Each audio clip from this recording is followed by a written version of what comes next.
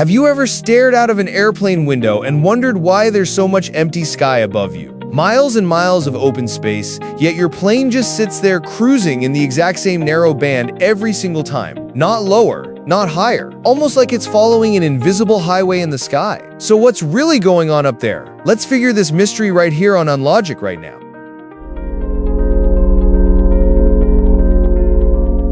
That aircraft you're sitting in isn't just floating peacefully. It's blasting through the sky at over 800 kilometers per hour, in temperatures colder than Antarctica, inside an environment that humans were never meant to survive. And yet, despite all that space above, planes almost always stay between 35,000 and 40,000 feet. So what's stopping them from just going higher?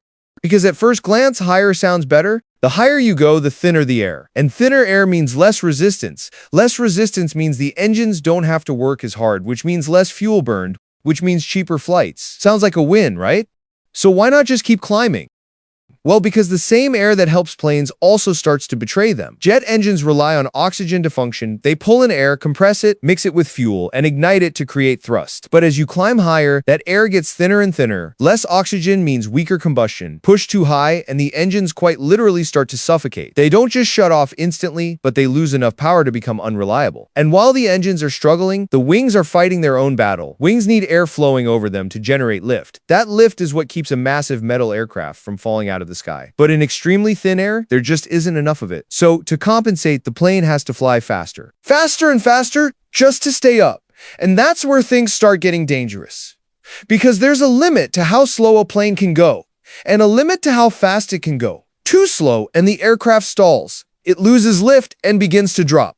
Too fast and you start approaching the speed of sound, where shock waves form over the wings, creating violent instability and structural stress. Now here's the terrifying part. As the plane climbs higher, these two limits begin to squeeze closer together. The safe speed range gets tighter and tighter and tighter, until eventually there's barely any room left at all. This is what pilots call the Coffin corner, a point where flying just a little too slow or just a little too fast can both lead to disaster. It's not a physical barrier, it's an invisible trap where the sky itself becomes unflyable. And that alone is enough to keep planes from climbing higher. But there's another problem sitting right around you. The cabin. At cruising altitude, the air outside is so thin, you'd lose consciousness in seconds. So the aircraft pumps in pressurized air, keeping the cabin comfortable, like you're sitting at around 6,000 to 8,000 feet. But the higher the plane goes, the bigger the pressure difference between inside and outside. And that difference puts enormous stress on the aircraft structure. The walls, the windows, the seals, everything is being pushed to its limits. Go too high and the risk of structural failure increases dramatically. And if something goes wrong, pilots need time to react.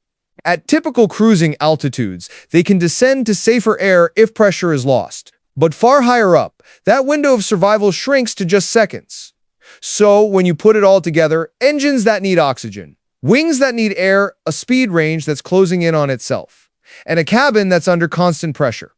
You start to realize something. Planes aren't limited by one problem. They're balancing multiple limits all at the same time, and right around 35,000 to 40,000 feet, everything just works. The air is thin enough for efficiency, but thick enough for engines and wings. The speed window is safe, and the structure can handle the pressure.